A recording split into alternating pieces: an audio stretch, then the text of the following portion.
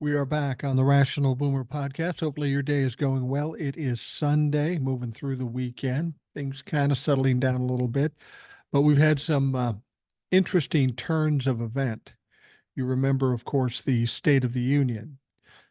Joe Biden knocked it out of the park. He did a great job. People are praising him for it. The Republicans are trying to suggest some things to downplay it, but it's not working. Everything they say is just ridiculous.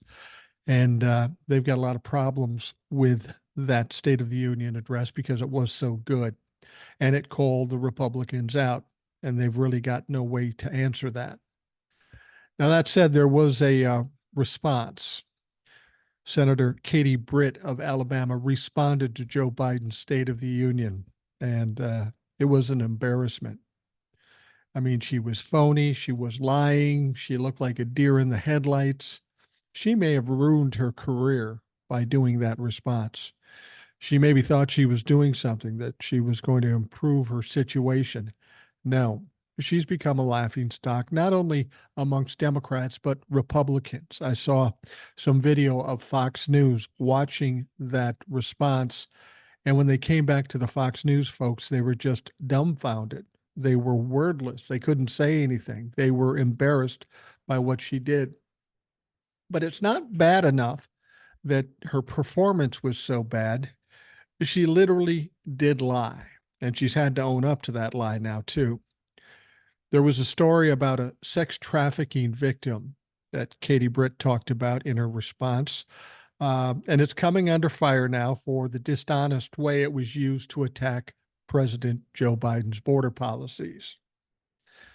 Now, in a 7-minute TikTok video, former associate press reporter Jonathan Katz explained how his lingering question over the antidote led to the conclusion that Britt had lied about something really horrific and really important.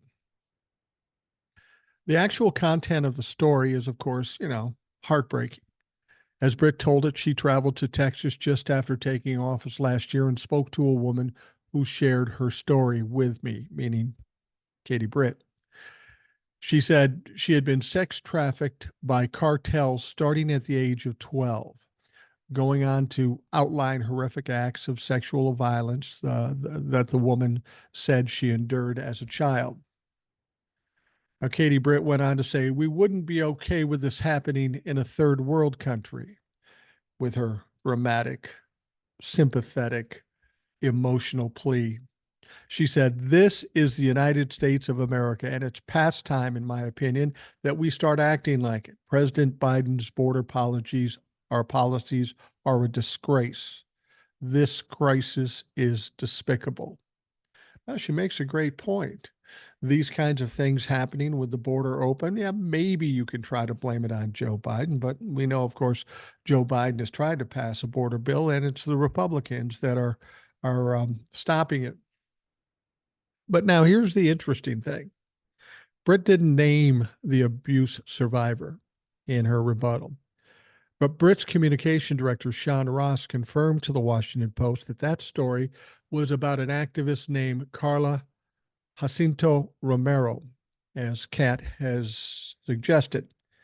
Now, while Britt made it seem like an example of a recent lawlessness caused by the Biden era policies, the abuse Romero endured happened 2 decades ago when, wait for it, George W. Bush was president. That fact alone has led many people on social media to ask how Biden can be to blame. Now, keep in mind, this is before Joe Biden was even vice president of the United States. This happened between 2006 and 2008. Remember, Obama and Biden didn't take office till 2009. But this is part and parcel as to what the Republicans do. They will lie about anything to prove their point. They've been doing it over and over again. They're lying about Joe Biden taking bribes. They're lying about the border, that Joe Biden has an open border. Joe Biden wants to close the border. It's Donald Trump and the Republicans that are keeping it open. This is how desperate they are, and this is how unscrupulous they are. They will say anything, And as I've told you before, they throw it out in the ether and they repeat it over and over again. Clearly, their base believes this bullshit, but it's really troubling when they say it enough where normal people and Democrats start to believe it. Whenever you hear a fucked up story about Democrats, you really have to take a look at it, see where the origin is, see who started it, who put it out first. And I'll guarantee you, most times it's a Republican and there is no basis in fact, because that's how they do business. All right. We do have quite a few emails. I won't say the whole show will be emails, but there's going to be a good part of it as emails. The emails are really getting traction out there, and that's good. I appreciate that. First one says, "Good morning. I watched the State of the Union last evening and just finished listening to your podcast. I agree with your assessment of Biden's speech. It was definitely strong and honest. What I liked most about it was it not only detailed the successes, but laid out the goals for the next term. Biden also came out and publicly challenged the Republicans, basically saying, this is what I'm going to do. What are your plans to improve the daily life of the majority of Americans? The speech put the Republicans on the defensive with no defense at hand because I'm sure the Republicans weren't expecting to be so publicly challenged openly in such a widely watched broadcast. Now, even Fox News, or faux news, as she put it, viewers had full access to the event, so the propagandists won't be able to edit, redact, or rewrite to fit their narrative. This is going to be an interesting year. Must stock up on popcorn, chicken nuggets, and beer for the upcoming entertainment, which is what a lot of us Canucks see American politics as. A great, entertaining reality TV show. Stephanie. Yeah, I can appreciate that, Stephanie. It is entertaining to watch if you're not directly in the mix, but I know a lot of Canadians are watching with concern too, and I'm sure you are as well, because while what happens here in the US doesn't have a direct effect on Canada and other foreign countries, it does have an impact ultimately down the road. We need to keep America solid in democracy and on the straight and narrow because it does affect outside countries. I appreciate your interest, Stephanie, and I understand your concern.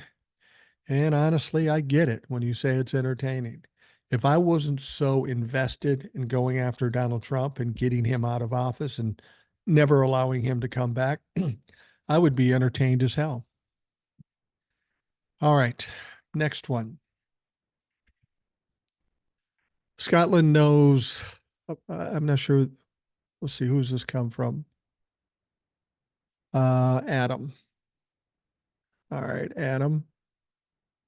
Scotland knows Trump overinflated by 200 million pounds. They want and plan to take the property or properties back according to Scottish law. They can. What he's talking about is the golf course in Scotland. Um, that that golf course, there was a lot of scrutiny about how he got that land and how he built that course, and there was some shady shit around it, which of course makes sense because Donald Trump was behind it. But now they're finding out that what Donald Trump did here in America in terms of inflating his properties to benefit with loans and insurance and all that sort of thing, he'd done in Scotland. The mistake he made was that in Scotland, there are a little more stringent rules over there. There's um, little less cover for Donald Trump. He can't completely delay and delay until forever or outspend the people in Scotland because it's the government of Scotland. And this emailer is correct. If they find out he, in fact, did that, and you could almost guarantee he did because he's got a track record of it, they literally can confiscate the property. Wouldn't that be a wonderful day with Donnie? Let's see him try to appeal that or try to fight that. He's not going to have much luck. He's already been proven guilty of these types of behaviors. And clearly, it sounds like he did the same thing in Scotland. And that is not surprising. Goes on to say, remember the dossier case in 2016? Trump took the British intelligence officer to court and lost. So now he owes 400K in legal fees. Yeah, I do know what you're talking about. You're talking about um, the British officer. What's the name? Christopher. Um, there was a dossier that came out that all the Republicans said wasn't true, and it was a hoax, and it was fake, like they've said about everything else. Um, and Donald Trump sued, of course, in Britain because that dossier came out. And when he attempted to sue, the judge looked at his claim and threw it out. And so now Donald Trump has to pay some of the expenses and fees and such that the prosecution had to cover, and it totals to about 400,000 now. I've got a story later. I think they're even talking about 800,000 now, and that's the last thing Donald Trump needs is more outgoing money. This motherfucker is hemorrhaging money at this point, and he's in some deep financial problems. Adam goes on to say he's a gift that keeps on giving. I made 2 or 3 videos on the stuff today. I have family in town this week and start a new job next week. Once I figure out my schedule, let's do the live or podcast together we were talking about. Adam, ciao for now. Adam, anytime you're ready to come on the show, you're more than welcome. As far as doing a live, I guess we could do that, but I think we're better off doing the podcast, at least first off, so we get a sense how each one of us works and how we interact and what the chemistry is like. I don't do too many lives in the first place. I've never really done a live with somebody else. By the way, I did do a live on YouTube just to see what it was. It was far less confusing and chaotic than TikTok lives are. It went pretty well. We had a number of people come in, and it was kind of fun to talk and interact with some of the folks. If you were there, you kind of know what happened. If you weren't there, that live, that recording is still up and will remain up on YouTube, so you can check it out if you'd like. All right, the next one is, hi, Mike Dennis from Iowa. Well, Trump doesn't only lose in the US, but he also loses in the UK. This is a addendum to the last emailer. This is a case that he even brought to the courts. The judge in the UK ordered the orange goo of shit to pay around $816,000 in lawyer fees in a case Trump lost. That dumb fucker don't know when to cut his losses. The article is attached, and you can find the article online any number of places. It's about the Scotland. No, it's not about the Scotland thing. It's about the dossier and the Christopher Steele dossier. So he's got Scotland maybe taking his property, and he's got England demanding $816,000 because he's a buffoon piece of shit. You know, that's the thing about Donald Trump. Everything he's going through right now is largely created by him. He defamed E. Jean Carroll. He was fined $5 million. If he could have just paid that $5 million and shut his fucking mouth, he would have been fine. But he kept flapping his lips, kept running his mouth, and then it cost him $83 million. And he had to come up with $91 million to post on Friday, I believe, in order to appeal the case. Now, he's going to appeal the case, of course, but he's going to lose. The interesting thing about that case, and there's some other people going to talk about this too, we thought maybe Elon Musk or Vladimir Putin or somebody gave him the money. It turns out he, in fact, got the money from an insurance company, Federal Insurance, which is a subsidiary of Chubb Insurance, which is a huge company, has all kinds of money. And people keep telling me there are ties to Russia with it. Whether that is a factor or not, I'm not exactly sure. But nothing Donald Trump does would surprise me. He is dirty as the fucking day is long. And I don't know how he pulled it off. But in order to get that money from somebody, you have to be able to give up something. You're going to have to put up some collateral. So essentially, he just delayed the inevitable. Now, had he not put up the 91 million, E. Jean Carroll's lawyer would have gone and started seizing and liquidating property. Okay, cool. Now, um, he put up the $91 million and that put it on hold while they're on a stay for the appeal. But in order to get that money, he had to put up collateral, probably property. Now, what's going to happen is he's going to get the appeal. It's not going to, it's going to be upheld. That money in this account will be immediately taken and given to E. Jean Carroll and her lawyers. Now, the people who borrowed the money to Donald Trump are going to say, hey, we want our fucking money. And there isn't going to be any money because Donald Trump is broke as fuck. So now they're going to have to get this, go and seize his properties and liquidate those motherfucking things. I hope they checked into this good because if anybody can fast talk you and screw you over, it's going to be Donald Trump. Fortunately, Chubb is a big organization. They can probably easily piss away $91 million. Now, in under 2 weeks, he's got to come up with $500 million. That's going to be an entirely different situation. I'll be surprised if he comes up with that, but we'll see. We'll see. Maybe he has some benefactor that is willing to put up a gamble for Donald Trump. I sure as fuck wouldn't do it, and nobody with any common sense would do it. Nobody who has a legal mind and wants to do things legally would do it. But we'll see what happens. That might be the breaking point for Donald Trump as well. All right, the next email. Hey, Boomer, interesting day. Remember that old saying, watch for what comes out of left field? Well, $90 million just came out of left field, courtesy of the Chubb Corporation. Key word here is corporation. As I said in a comment, Trump is a tool and a front for corporations and oligarchy, which basically run this country and wish to totally take it over. He's there to do as he's told along with his party. He's stupid. I will not be surprised, and nobody should be, if he comes up with the $500 million and judgments are reversed. The people behind him in this authoritarian movement have untold wealth. $1 billion to bail him out is a teeny investment. The cost of doing business. It's time to tighten up the infield and shift the outfield because they're swinging for the fences. They're going to pull to the opposite field. Forget all the noise and vote, Z-Man. Well, Z-Man, you're absolutely right. The first thing is to vote and get Donald Trump and the Republicans the fuck out of the way so we can get some things done for this country and the people in it.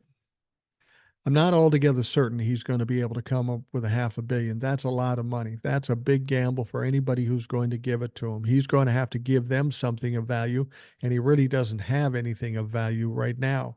He's got at least $90 million in hock for the money he put up now. Now he's got to find another $500 million to put up as collateral, and then he's got to find somebody willing to do it. I don't know. And I disagree with you. I don't think it's going to be overturned in the appeal. I really don't. It's gone too far. Too much is known. If that were to happen, it would cause quite an uproar, and it would be hard to explain away. Donald Trump better just resign himself to the fact it's over. He bullied and gaslit people for fucking years. But as the case with every narcissist and everybody who's like Donald Trump, there's always an end. And it's usually preceded by a spiral and then ultimately a crash. Don't believe me? Remember Bernie Madoff. Bernie Madoff had a lot more money and a lot more respect than Donald Trump did. Where did Bernie Madoff end up? That motherfucker ended up in jail. If anybody was going to get bailed out, it would have been Bernie Madoff. Donald Trump is a fucking mess at this point, so I wouldn't be so sure that those appeals are going to go his way. I really doubt that's the case. All right. Hi, Mike. I just saw your TikTok in response to the Republicans' response to the State of the Union. You nailed it as usual. Spot on. No bullshit, just facts. I'm not sure that the Republican women who vote for this bullshit fully understand the Marthas of the Handmaid's Tale. You see, once a woman can no longer have kids, they become Marthas, the women that cook and clean and garden, all the hard stuff. Once a woman can no longer have kids, she is demoted to a Martha. The Marthas get absolutely no affection from men, only orders.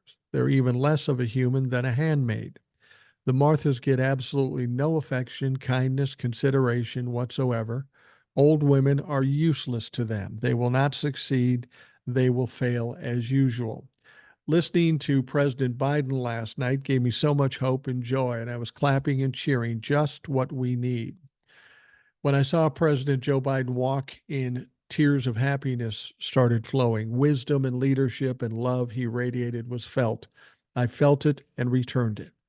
I know for a fact that he's got us. I'm not even worried about the dumbass motherfucking pieces of shit Republican Party. They are grasping at straws. They are drowning in a pool of Putin's piss. I especially loved how he would not say his name like Voldemort in Harry Potter, he who must not be named. Have a fantastic weekend, Deborah, Southern California. Well, thank you, Deborah. Yeah, you notice that too. Whenever you hear Republicans, including this handmaiden who gave the response to the State of the Union, everything the Republicans say is all about fear and trying to scare people into voting for them.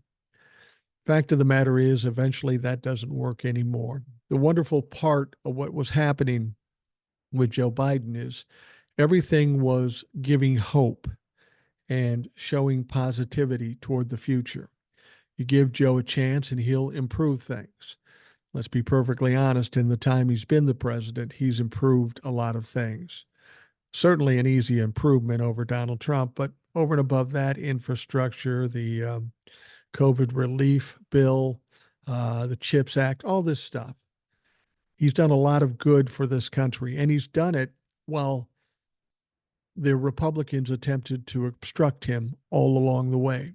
Can you imagine what Joe Biden might get done when he doesn't have that hurdle to jump over, the Republicans in his way? And that's why it's so absolutely necessary that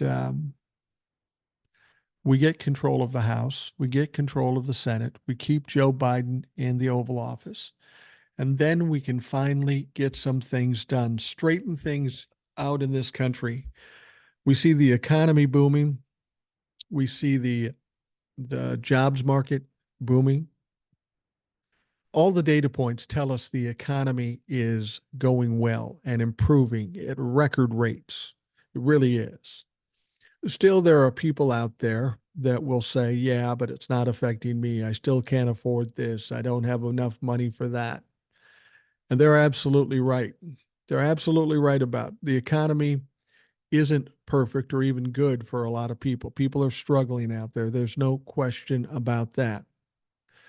But because Joe Biden is the president, they want to blame him for that reason, that they're having troubles in spite of everything else that tells us the economy is great. And I wanted to clarify what's going on there. I'll acknowledge that not everybody is experiencing the benefits of a great economy. And that's something that needs to be addressed. But that is not Joe Biden's fault. It's the fault of Donald Trump and the Trump-la-fucks. And I'll explain to you why.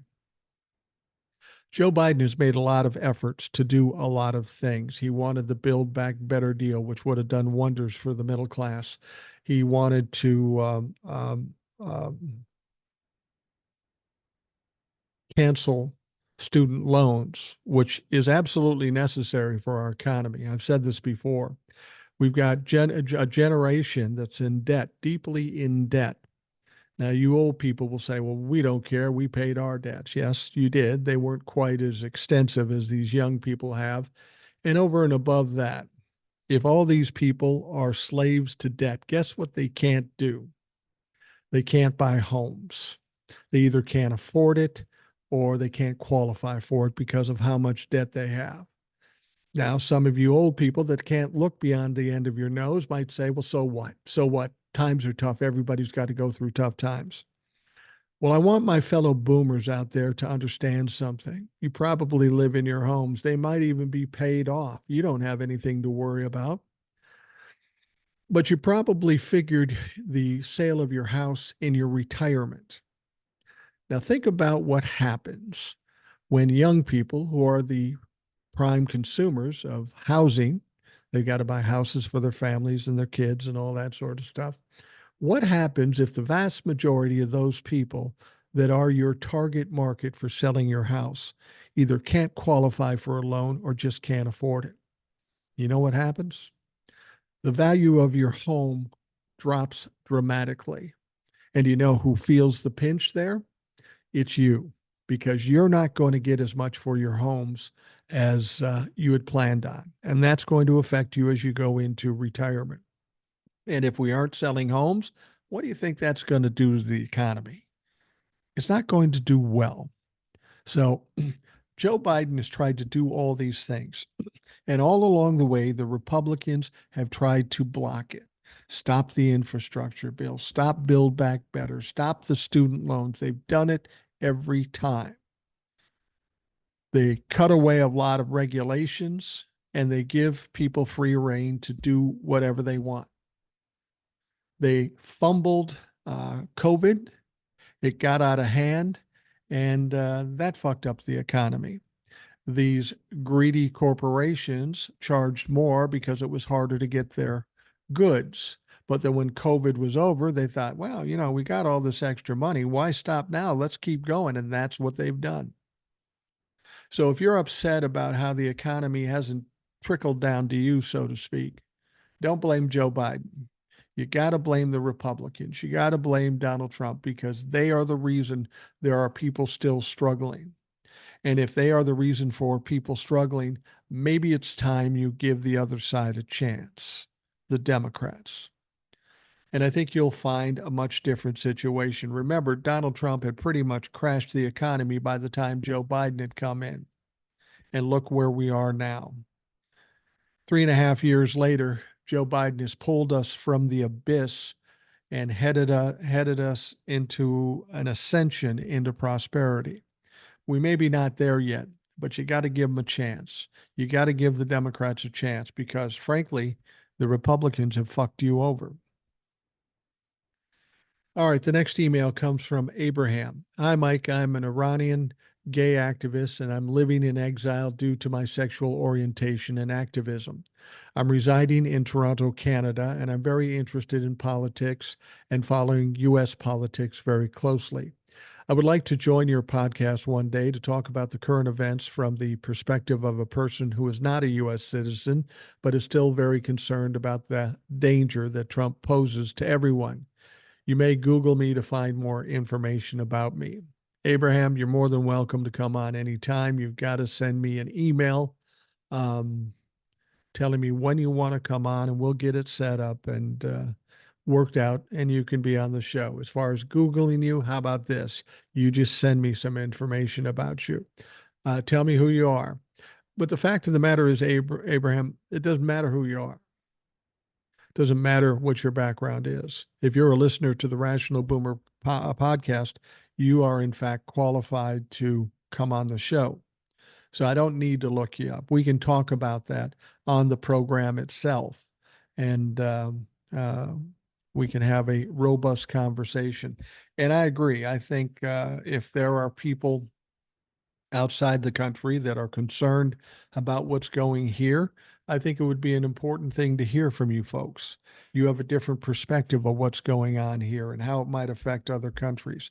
I'd like to hear that, and I think the people listening to the show would like to hear it as well. So by all means, you're more than welcome to come on the program. We've got a number of folks in Canada that listen, and all of you are welcome to join the podcast. Doesn't matter that you live in another country. The bottom line is we're all here, we're all of a like mind, and we're all looking for the same things. And as American, I'm happy to have help from Canadians, the Swedish folks, Ireland. We get stuff from all over the world, and I appreciate it immensely. And we do want to hear what you have to say, because you can come from a perspective we just don't have. We've got a little PTSD going on in this country. This country is like an abused family member. For the last 7 years, we've taken a lot of abuse. Some people are having a difficult time with it. Some people are struggling with it, can't sleep, can't eat, are anxious. I'm fortunate. I don't get affected that way, and that's why I feel comfortable doing the podcast and the TikToks. But a lot of people are affected that way. I'm trying to do my best to give some hope and show people that it's not going to be gloom and doom, and we're not at the end of times. This is just another rough era that, like America's has gone through in decades before. We'll get through this like everyone else got through the last ones. I mean, a lot of people didn't think we'd make it through COVID, but here we are. You had the Vietnam War, you had the Depression, you had all kinds of things. There's been a lot of bad things that happened in this country, but somehow we made it, and we will make it through this one as well. And I'd really like to hear what people outside the country are thinking. All right, we will take a quick break and we will be right back.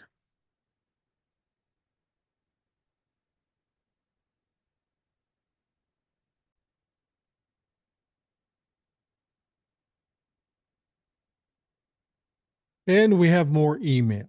This next one comes to us from Old Soul. Always a pleasure to hear from her. And I always learn something from Old Soul when I hear her talk or when she sends an email. That's how it all started, by the way. She kept sending these compelling emails. And I said, "Girl, you should come on the show." And she did. And the rest is history. Her and Ed and some of these other folks are probably more popular than I am on the Rational Boomer podcast, and that's cool. I get it.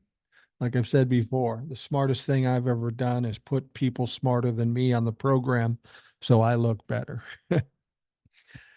Anyway, her email goes like this: Hey, Boomer, I just listened to yesterday's podcast. I just wanted to clarify that felons can't vote in Nevada. I told you that she was going to talk to some prisoners in prison about the rights to vote and all that sort of thing, and that's just oh so old soul to do. Take time out of her day, free of charge, to go and fight for the cause, and she did, and it worked out well. Not surprised, it worked out well. She is an interesting woman to listen to. And I can't think of anybody that ever's heard her talk and said, I don't like that girl. That doesn't happen with Old Soul. Everybody likes Old Soul, and they should. Anyway, she's clarifying this. Felons apparently can't vote in Nevada. She said, I was talking to inmates with state charges, not felonies. In Nevada, they usually send these kind of low level offenders to the camp for anything less than a year, but they can end up in state prison if they don't plea for less than a year or if the camp is full. They'll send them to the state prison. I don't think anyone I'm speaking to has more than 2 years. They're low level offenders. The second clarification I had was the emailer who wasn't aware Adam Schiff pumped millions into Garvey's campaign. I'm including an article below in addition to the following sources if they want to look into Adam Schiff pumping money into Garvey's campaign: Washington Post, New York Times, and Politico. I've looked into it too, and he did, in fact, pump money into it. I mean, I appreciate what the emailer told us. Uh, what the emailer told us, he probably did that too, give him all kinds of exposure and such just to give him a hand up. But you can see what happened there. Adam Schiff saw him as a weaker opponent, and he did what he could to help make him that opponent. Now, she said some of the other sources are AP, Axios, The Hill, and even Rolling Stone. She said, if that's not enough, here's a direct quote Katie Porter posted on X. Rigged means manipulated by dishonest means. A few billionaires spent 10 million on attack ads against me, including an ad rated false by an independent fact checker. This is dishonest means to manipulate an outcome. I said rigged by billionaires, and our politics are in fact manipulated by big dark money. Defending democracy means calling that out. At no time have I ever undermined the vote count and election process in California, which are beyond approach. End quote. I understand the emailer's feelings toward Adam Schiff because it was, in fact, an underhanded, dirty trick. As Katie Porter said in her concession speech, as a woman, if you wait your turn, you won't get one.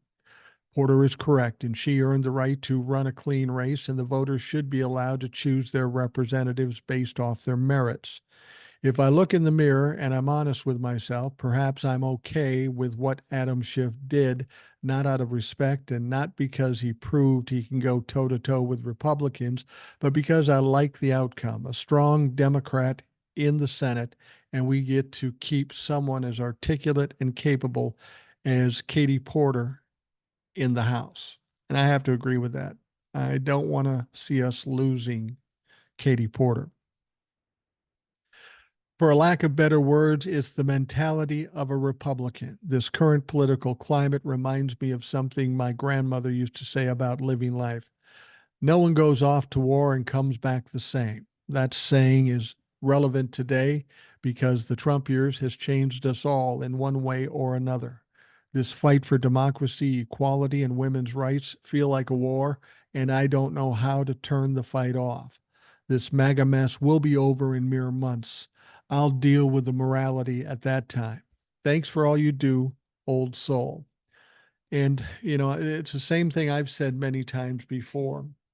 We've got a lot of battles we have to fight. So what we need to do is take the first battle and win that motherfucker. And then all the other battles will be easier to win. Like getting rid of the filibuster, women's rights, codifying Roe v. Wade. We've got to win the election first, and then we can fix all those things. We can't fix everything until we win in the election. All right, the next email says, "Good morning, Mike. Just offering some food for thought. A way to compare the approach of Aileen Cannon versus Jack Smith. Aileen Cannon is like a pinball machine, bouncing aimlessly from one issue to another with no apparent sense of an orderly strategy. While Jack Smith's approach is like playing pool where your actions steadily with the specific intent to take aim at a single ball, i.e., a single issue with deliberate focus." I think that's a good example and a good explanation, and that is the difference. And when you get somebody like Jack Smith against somebody like Aileen Carter or Cannon, Jack Smith will win every time. Thanks for giving us average Joes a chance to share your platform to express our thoughts. Best, Jack. Thank you, Jack. Absolutely. I want to hear everybody's opinion. And if you have a mind to, you can email me at rationalboomer@gmail.com. If you want to come on the show, email me at the same place, rationalboomer@gmail.com. Tell me you want to come on, and we'll work it out. Next one says, "Hi, Boomer. As best as I can tell, the Republican value proposition is basically this. Elect Trump and us. We're going to fuck you every which way we can think of, plus some that's never been done. But at least you won't get imaginary raped by an illegal alien." Wow, that's one uplifting message. Looked a couple of things up, seem like somewhere north of 300,000 rapes occur in the U.S. annually. About half of them are by close acquaintances or relatives. As best I could find, getting raped by an illegal alien happens infrequently enough that each case is well documented. I'm sure Soul knows all the stats cold, so let me not pose as an expert based on a Google search, but it seems like the repubs actually care more for the perpetrators than the victims, all the while crying crocodile tears known now as Katie Britt tears. On an unrelated topic, please explain how a guy in receivership can get 80 million or any amount without the source being known. I'm failing to fucking understand that. Thank you. Best, Garage Door Jeff. P.S. Shout out for being stout like a dairy farmer and doing the podcast every single day. I imagine that's a combination of stubbornness and the Minnesota in you. Yeah, I think you're right. Well, Jeff, as you no doubt know now, we do know where the money came from. And you're right, in a receivership, he can't just get money unless he gets it through a PAC or something like that. And then that wouldn't be part of his company. But we do know it came from an insurance company. People are talking about how the insurance company may be tied to Russia. I don't know if that's important in this situation or not. But if there's some shady way that Donald Trump gets money, you can almost be assured that he took that shady way out. Anyway, Jeff, thank you very much. All right, the next one. Good morning, Mike. As usual, thank you and the guest over time. You do such a good job in service. Thank you and keep on keeping on. As I'm on my walk, I get so many ideas, but I'm having a senior moment. I hate that when that happens. Yeah, I get those too. If you have a minute, give this a listen. Has some other great comments from the State of the Union. Do share with Ed and Old Soul. And there is a YouTube link. If you want the YouTube link, just email me and I send it to you. It is a good video, and it's Keith Olbermann. You know I like Keith Olbermann. I don't know if I could listen to him all the time because there's a lot of theatrics in it, and I understand why he's doing it, and he provides some great information. But I don't know if I could do it every day. But thank you for that link. I definitely watch that. Now the emailer goes on to say, I was wondering, didn't DT have 100 million that he presented to the court, James case, to bargain down his fine that was set? No, he didn't. He didn't have $100 million in cash. He had $100 million bond. Now that seemed unlikely at the time, but now we know he got the $91 million bond for E. Jean Carroll. I have a feeling that was the same thing. That $100 million he wanted to put down on the Letitia James case now reverted back to the $91 million bond that he put on the E. Jean Carroll case. He did not have the cash. He does not have the cash. Goes on to say, could it be the money he used in Carroll's case? As I say, absolutely. In fact, I'm sure it is. I cannot for the life of me know why he doesn't get it, as well as his band of merry monkeys in lawyer suits. Pay the $5 million and be done. First time around. If he gets a new trial, which I heard he wants, I hope they triple the judgment and make him pay straight away. No more appeals, no more tying up the courts. Yeah, in the appeal, it's really not a trial. He's not going to get a new trial on this thing. It's just not going to happen. Basically, it's presented to a um, panel of judges, and they say what they think went wrong. The judges look at it and they say, "No, you're fucking high, man. That's not wrong. It's fine." And then they deny the appeal. Now, the emailer says, I must be from another planet, but what is wrong with American leaders? I would think that if both parties work for the good of the country, the people win benefit. Here's my thought. Instead of blocking essential bills, gains, work together. And I would think we, the people, would have a softer heart for the leaders. Of course, there'll be differences, but come to the table and hash it out. Sometimes a mutual solution will not be met, but that'll be fine. We cannot agree on everything every time. Yeah, in a perfect world, that would be beautiful. Unfortunately, one half of this equation is the Republicans. They don't want to do anything. All they want to do is find ways to stop the Democrats from doing anything. This is one of our biggest problems in this country is that we've got two parties that can't come together, can't negotiate, can't compromise. And the real problem with that is the essence of why Congress is even there. Negotiate, compromise. But when they can't do that, our Congress is fucking broken. And that's where we're at now. So if we can't count on the Republicans to do the right thing, or at least enter into negotiations to try to figure out some compromise, then we got to take them out of the equation. We've got to put the Democrats in power if we want to get anything done. In a perfect world, what you lay out would be great. But unfortunately, we have one side of the equation that's just not capable of doing the right thing. Emailer goes on, also, didn't leaders get the memo that a crisis, a few, will come up in just about every administration's office? Why can't they prepare for such things? Obama set up such an office for such after the Ebola outbreak, which DT promptly got rid of and went on to totally screw up when COVID hit. Then there are things that Mother Nature hits us with. Then everyone is scrambling. Make this make sense. You can't.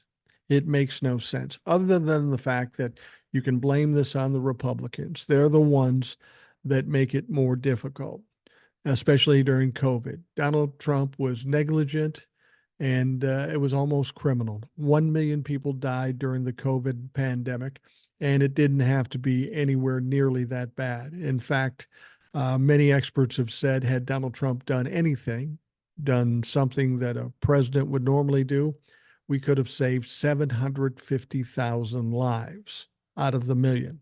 Now, 250,000 lives is still a lot, but 750,000 deaths, that's a lot of blood on Republicans and Donald Trump's hands. Emailer goes on, I don't understand for the life of me why we couldn't just skip right to the polls Wednesday, right after the State of the Union. Well, maybe a week later tops. I wonder if we will forget. Most of us anyway. The Republicans may pull some stuff out of their rabbit's hat and the country may give them a pass closer to voting time. I'm afraid of this. Well, I think the Democratic Party and Joe Biden have turned a corner. That State of the Union was the start of what is to come. Will they remember the State of the Union 7 months from now? Probably not. But what Joe Biden needs to do is he needs to keep pounding on the Republicans, keep sending the message that he did in the State of the Union. Do it in his campaign speeches, constantly go after Donald Trump, constantly go after the Republicans, expose them for who they are. Trust that Joe Biden understands this, and that's what will happen.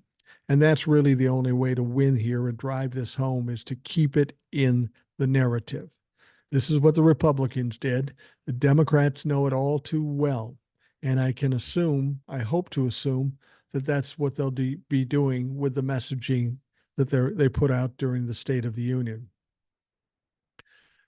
Emailer goes on, I commend Old Soul. I hope she will be safe and continue to do the good she is doing. Well, I asked Old Soul that she was giving talks for 2 days. And I said, after you get out of there, send me a text. Let me know you're all right.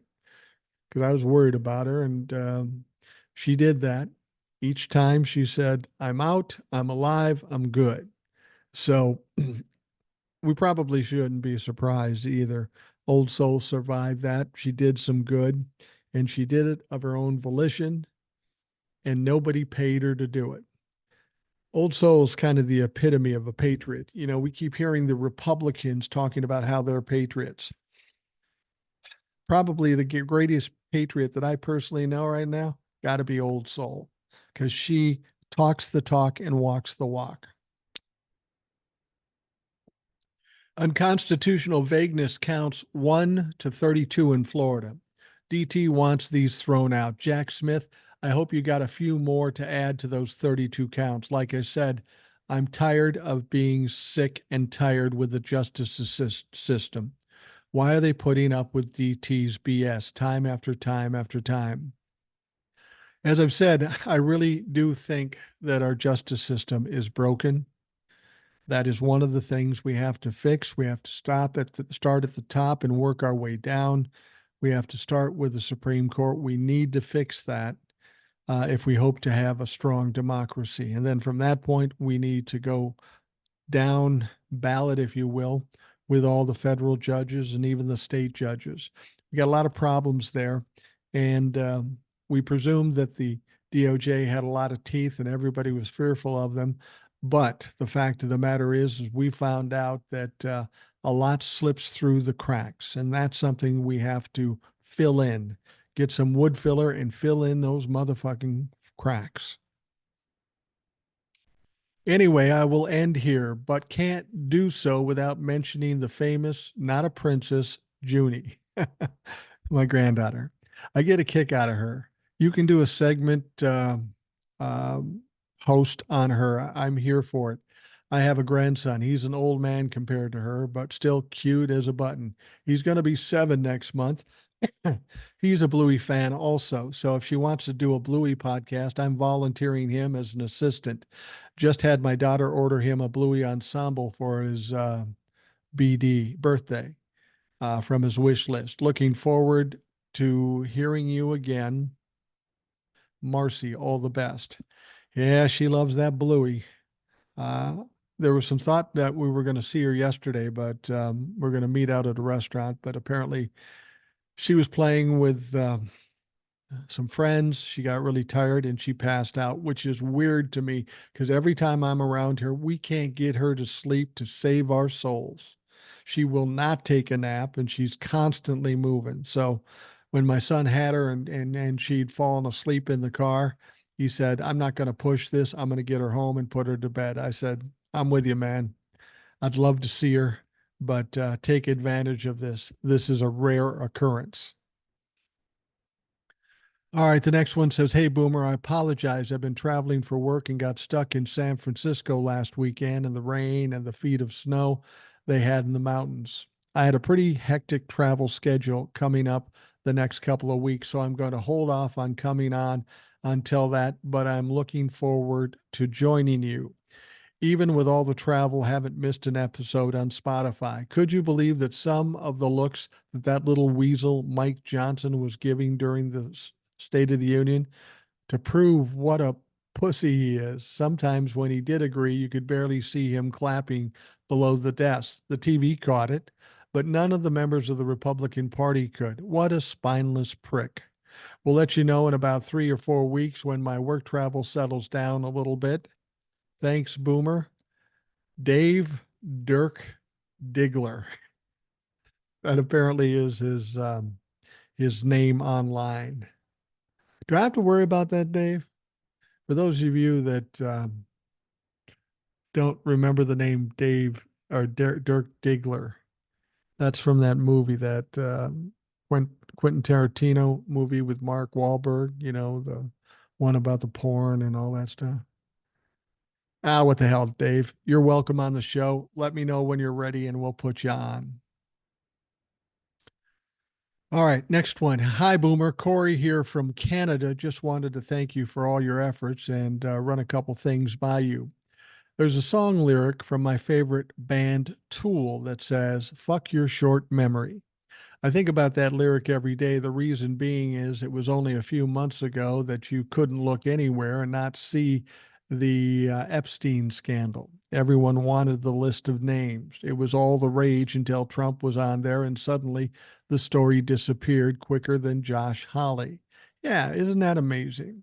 Problem is Trump being on the list and quoted as saying Epstein likes him young, along with the video footage of Trump and Epstein looking like true predators at some party, is pretty obvious evidence that Trump knew Epstein was a pedo. I also find it interesting that they only ever play a couple of seconds of that clip. Where's the rest of it? How many times did they party together? It seems we all conveniently were led away from the story by the media machine to whatever salacious headline they were feeding us this week.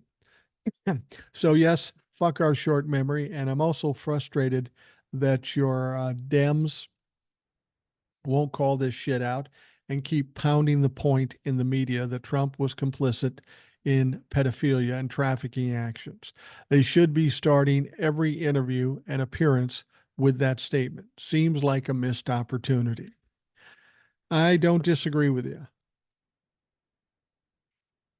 You got to understand, though, the political aspects, the criminal activity there does take the forefront. The pedophilia stuff is clearly a problem. I have a feeling we're going to get through all this political stuff, and then that stuff will come raining down on him after the fact. The DOJ is a little fucking busy at this point dealing with all the problems he's currently facing. But I wouldn't worry about him getting loose from something like that if he's truly guilty. It'll come down. By the time they get to him, he will be beaten into an oil stain on the carpet. But I have a feeling there will be some backlash after that. I mean, people love raising people up and they love bringing them down. And when they bring them down, they like to absolutely destroy him or them. And that's what's going to happen to Donald Trump once he gets taken down. He's broke. He's got a felony conviction. At that point, everybody's going to start piling on, and he will be absolutely destroyed. Next frustrating point is a very quiet yet disturbing case against Alina Habba, that no one is talking about. She is being accused of befriending an employee who was going to file sexual assault charges and convincing her not to do it. If true, this is evidence to a disgusting abuse of power. Why is it not being covered? Well, it has been covered. I have talked about it, and more people will talk about it. It's just there's so much shit. We're talking about treason. We're talking about overthrowing the country. We're talking about stealing classified documents. We're talking about hundreds of millions of dollars in lawsuits. It's all about priorities, and they're going to take the big news first. This news is secondary. But she's one of the people that are going to go by the wayside after this is all said and done. Once Donald Trump goes to court, Alina Habba is going to get hers. She's certainly going to get sanctioned. She may get disbarred, and they may even look at some criminal aspects to Alina Habba. If you were going to bet on somebody's career, I would not bet on Alina Habba. She is going to be crucified when this is all said and done. It's probably not at the top of the list of what all these prosecutors want to do, but trust me, she's on the list. All right, here's an observation I've made. I listen to podcasts and watch YouTube at high speed, usually around 1.75 the speed. It's taken a while, but I'm used to the fast speech now. I haven't noticed Trump sounding too crazy in the past few months, and I wondered what everyone was talking about until I accidentally watched a Trump speech at normal speed. What a fucking shit show he is. COVID destroyed his lungs. He gasped. His voice is quite hoarse compared to the pre COVID Trump, and the slurring is severe and undeniable. Those details get lost when you hear him speak at almost twice the speed. Surely he is not long for this world. Yeah, I can't imagine his emotional state and his physical state are all that healthy at this point with all the stress being piled on him. By contrast, I've caught two interviews Biden has done on podcast, and yes, his speech has slowed, but he is a sharp, witty, caring guy. I urge people to look at those episodes to compare with Trump. The two podcasts were Brian Tyler Cohen and Conan O'Brien. Finally, I have a sinking feeling that you may be underestimating MAGA. I heard you recently say they're going to get slaughtered in November, which I really hope to be true. However, when I saw some of the numbers he pulled from the recent primaries against Nikki, he was getting hundreds of thousands of votes in some states. That is alarming to say the least. Thoughts? Take care. All the best from Canada. Well, yeah, he got a lot of numbers from Republicans, but he didn't get all the numbers, did he? He got 60% of 60 to 70% of most of the Republicans voting. Nikki Haley got 30 to 40%. Now, what's a telling stat amongst those 30 to 40%? 25% of Republicans said they would not vote for Donald Trump. Now, he may get a lot of votes from Republicans, but if he doesn't get all the votes from Republicans, there's no way he can win an election. He's not only got to get all the Republican votes, he's got to somehow unify the Republican Party, which he isn't doing very well at this point. But over and above that, he also has to get independents and some of the conservatives as well. And he's not going to do that. He's already lost the independents. He's lost a lot of the conservative Republicans because he's not a conservative. And of course, with this polling that says maybe 25% of all Republicans refuse to vote for Donald Trump, how does he win? You can't take a look at the primaries. Primaries are a different situation than the general election. But everybody who tells me Donald Trump is going to win, I always ask them, well, tell me one data point, one fact that tells you he's going to win. And nobody can tell me anything to that effect. the same time, I can tell you all the reasons why he won't get elected. What we just talked about, the fact that he embraces overturning Roe v. Wade, and 75% of the country is in favor of Roe v. Wade. How do you win an election with an important issue like that? And all those people that support it, and Donald Trump admitting that he is responsible for overturning it. Donald Trump is going to get wiped out if he's the nominee. And I say if with quotation marks because I'm not sure he will. Go back to the other email in terms of his health, emotional and physical. And I don't know if he can handle it the next 7 months. It's going to be a rough fucking 7 months. All right. The next email says, I just read that the Chubb Insurance Company is a Russian company. Do you know if that's correct? And if so, isn't that very interesting on the surface, John? Well, here's what I know about Chubb, and the next emailer may enlighten us too. Chubb does have some connection to Russia. I won't say Russia owns the whole thing, but it is a big corporation, a huge corporation. And that should be suspicious in its own right. The fact that they might have some ties to Russia, I don't know if that's important or not. The bottom line is when they want their money back, they're going to start going after Donnie Trump's shit.